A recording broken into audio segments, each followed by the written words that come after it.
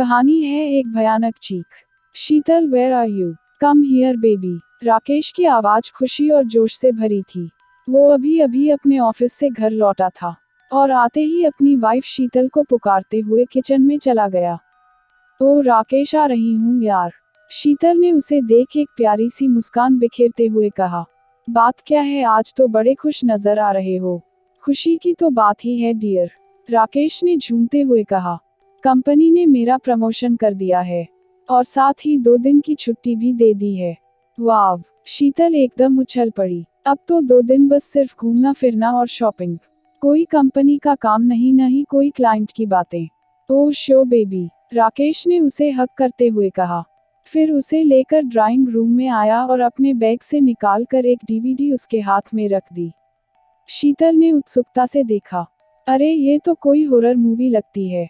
लगती नहीं, ये हॉरर मूवी की ही डीवीडी है, राकेश मुस्कुराते हुए बोला। आज रात हम डिनर के बाद यही मूवी देखकर अपना हॉलिडे एंजॉय करेंगे। शीतल थोड़ी घबराई सी बोली। ओह तुम जानते हो न यार कि मुझे बहुत डर लगता है ऐसी मूवी देखने में। राकेश जोर से हंस पड़ा। तो मेरी शीतल बेबी, हॉरर मूवी तो देखी ही डरने के लिए जाती है। चलो अब मैं फ्रेश होकर आता हूँ, फिर डिनर करके मूवी देखेंगे, ओके? और वो वॉशरूम में चला गया। शीतल वो डीवीडी उठाकर टीवी के पास रखने लगी कि अचानक ही उसे लगा जैसे डीवीडी एकदम ठंडी और चिपचिपी सी है। उसने हाथ झटक कर डीवीडी जल्दी से टेबल पर पटकी तो देखा उसके हाथ में खून लगा हुआ था। ओह गॉड! शीतल जोर से चीख पड़ी। राकेश जल्दी यहाँ आओ प्लीज। क्या हुआ बेबी? कहते हुए राकेश लपक कर टॉवल में ही बाहर आ गया। शीतल ने उसे अपना हाथ दिखाते हुए कहा, देखो तो जरा। मैंने डीवीडी को जैसे ही उठाया कि मेरे हाथ में ये खून लग गया। पर ये क्या? जैसे ही शीतल ने अपना हाथ आगे फैलाया तो खून का कोई नामो निशान तक नहीं था। किधर है खून? राकेश बोला। लगता है तुम डीवीडी देखकर ही डर गई। और वो फिर हंसते हुए अंदर चला गया। शीतल को कुछ समझ ही नहीं आया, पर उसने डीवीडी को फिर वहीं पड़े रहने दिया और बेडरूम में चली गई। अभी उसने कपबोर्ड खोला ही था कि राकेश की तेज चीख गूंज उठी।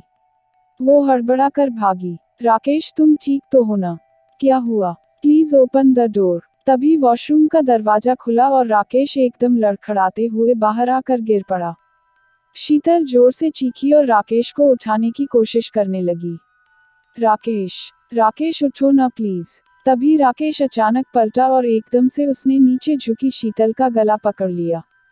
शीतल पूरे जोरों से चिल्लाने लगी कि इतने में राकेश उठकर जोर जोर से ठहाके लगाता हुआ हंसने लगा।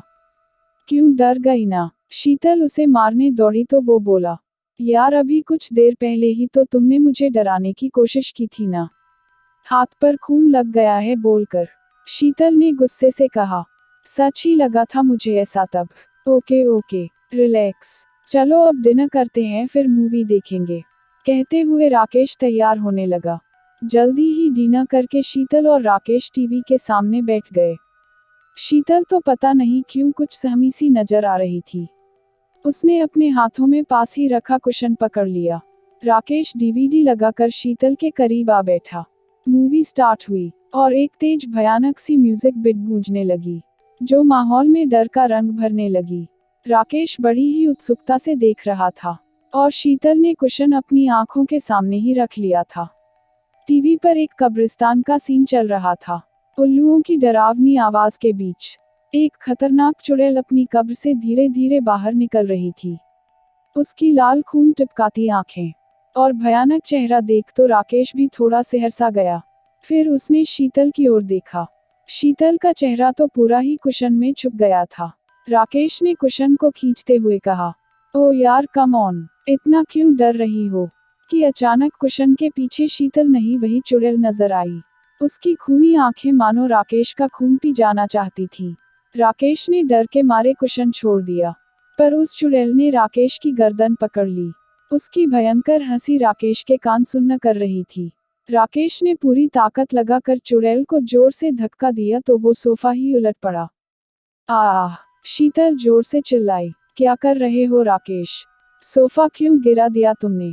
राकेश भौचक्का सा शीतल को देखने लगा। वो चुड़ैल हाँ राकेश, उसी चुड़ैल के डर से तो मैंने कुशन में मुंह छिपा लिया था, पर तुमने तो सोफा ही गिरा दिया। राकेश बौखला सा गया, फिर मन में सोचा कि शायद ज्यादा ही मूवी में डूब गया था। फिर वो पानी पीने फ्रीज के पास गया, और जैसे ही बॉटल निकालने लगा कि उसका हाथ किसी ने जोर से पकड़ लिया और उसे फ्रीज के अंदर खींचने लगा। राकेश जोर जोर से चीखने लगा, मेरा हाथ छोड़ो, छोड़ो मुझे। तभी पीछे से शीतल ने उसके कंधे पर हाथ रखा। क्या हुआ राकेश, चिल्ला क्यों रहे हो? फ्रीज बंद कर दो और चल कर मूवी देखो ना, मुझे अकेले डर लग रहा है। राकेश एकदम स्टैच्यू सा जम गया। ये हो क्या रहा है? उसने फिर मन ही मन अपने को धिक्कारा। लगता है कि मूवी ने मुझे कुछ ज्यादा ही डरा दिया है अंदर से। शीतल उसका हाथ पकड़कर सोफे तक लाई। पर ये क्या? सोफे पर तो वही कब्रिस्तान वाली भयानक चुड़ैल अपने बाल बिखरे हुए लेटी थी।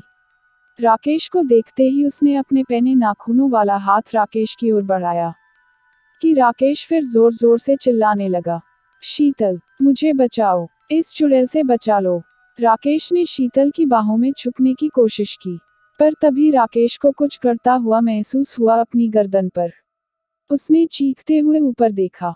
वही चुड़ैल अपने भयानक नुकीले दांत उसकी गर्दन पर गड़ाए हुए थी। शीतल, उसने जोर से पुकारने की कोशिश की, पर अफसोस, चुड़ैल ने अपने लंबे लंबे नाखूनों से उसके बालों को जकड़कर जोर से खींचकर नीचे गिरा दिया।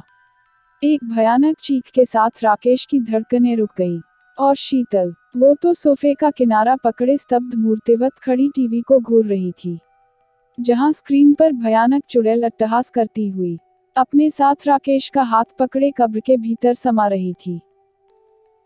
अगर आपको कहानी पसंद आए तो लाइक और शेयर कीजिए और चैनल को सब्सक्राइब करना मत भूलिए।